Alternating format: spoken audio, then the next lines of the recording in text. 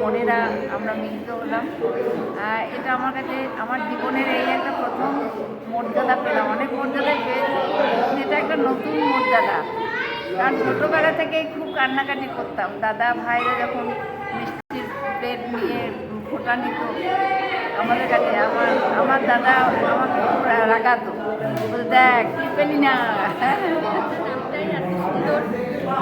এটা প্রতি বছরই নাট্য সংস্থা করতে পারে। আমি অবশ্যই এই বছরই প্রথম অংশগ্রহণ করলাম। আমি মানে কী বলবো, আমি অভিভূত হয়ে গেছি।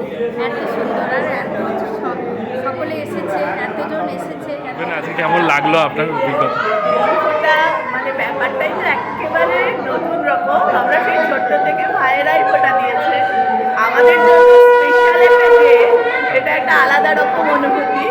আর আজকে এসে একসঙ্গে এতগুলি ভাই মিলে এতজন আমাদের কপালে এই তিলক থেকে দিলেন, এটা তো একটা বিশাল পাওনা। তবে যা সামাজিক পরিস্থিতি তাতে তো আমার মনে হয় ভাইয়েরা বোনেদের, বোনেরা ভাইদের নয়, আমরা সকলেই সকলকে রক্ষা করার দায়িত্ব নিতে হবে।